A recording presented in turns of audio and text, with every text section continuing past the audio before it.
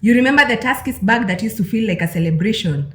Tuskys was that supermarket. Now the story reads like a family soap opera. This one has siblings slapping each other, missing money, courts, and a liquidation. Just walk with me. Tuskys started as a small family shop in Nakuru. Some sources can trace their shop back to the 1980s and 1990s. It grew into Tusker Mattresses Limited and then rebranded into the Tuskys Supermarket chain. Now the family behind it, because this is part of the drama. No, in fact, it's the full drama. It's the whole drama. The children of the late Joram Kamau, they ran the business as a private, family-owned empire, and at its peak, it had dozens of stores across Kenya and Uganda. Think small town duka, big city supermarket. It's the African rags to retail story until the sequel gets messy. By the 2010s, Tuskys was one of Kenya's largest supermarket chains, a household name and a serious player in East African retail. It grew so fast, it entered new towns, it opened many branches, and it became a key buyer for local suppliers. That growth made it powerful and visible. They weren't just selling flour and soap,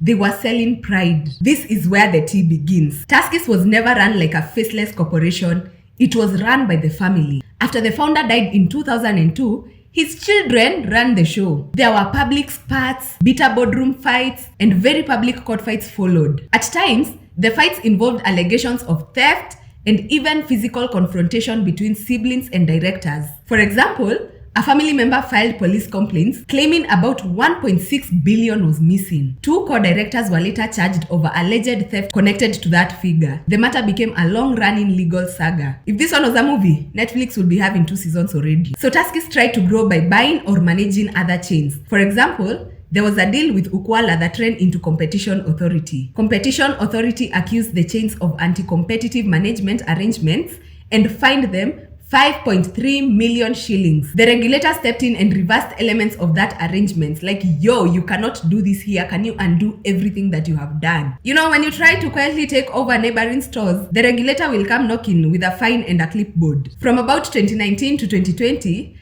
the health of the business became obvious. Suppliers were not being paid on time, stockouts appeared on shelves, and the stores started closing or being locked out by landlords. Regulators and industry groups raised the alarm. Tuskys disclosed in court papers that it owed suppliers billions and it needed outside capital to stay afloat. Competition Authority put Tuskys under close watch and told it to present a repayment plan because the company was breaching prompt payment norms and hurting manufacturers and suppliers. Now the numbers, the debts, the assets, the math no one likes. These numbers explain the panic.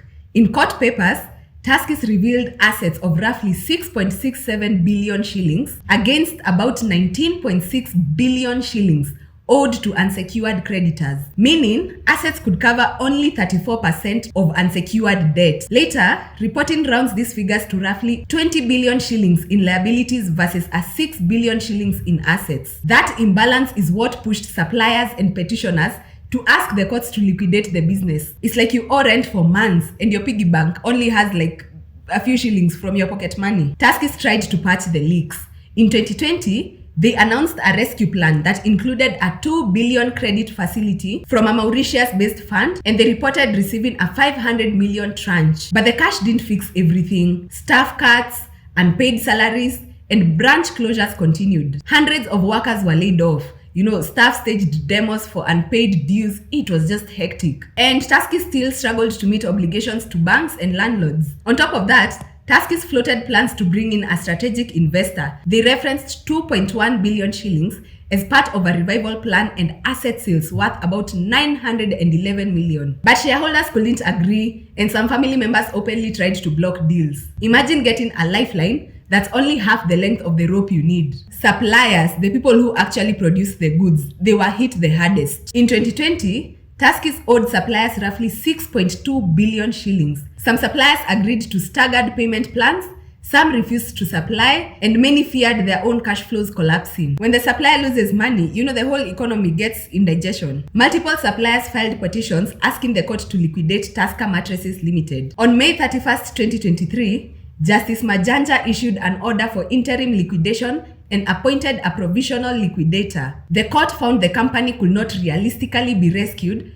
given the numbers on the table. After the judge's order, liquidators and banks, they moved to auction assets. The Tomboya or Accra Road building, it was listed for auction over loan defaults. The final months saw key branches close. The Kenyatta Avenue and the other city outlets, they closed by March 2023. Staff were unpaid and the suppliers were scrambling for recovery through the courts. And while all this is happening, there is market pressure. Oh my God, there is competition from Naivas, ShopRite, Carrefour, and others. People usually ask, could it have been saved sooner? Many restructuring experts say yes, but the rescue attempts came late. Shareholders disagreed about investors, and the debt pile became too heavy. This is a story of ambition, family, and then one unpaid invoice too many. Tuskys was part of the soundtrack of Kenyan shopping. The plastic bag, the aisles, the Saturday runs. That's why this hurts. It's not just a company, it's memories. Now the courts, liquidators, and suppliers will sort the math. So yeah, that's it on Tuskys. Do you remember Tuskys? Have you ever shopped there? Tell me in the comments. Let's interact. And I'll see you guys in the next video.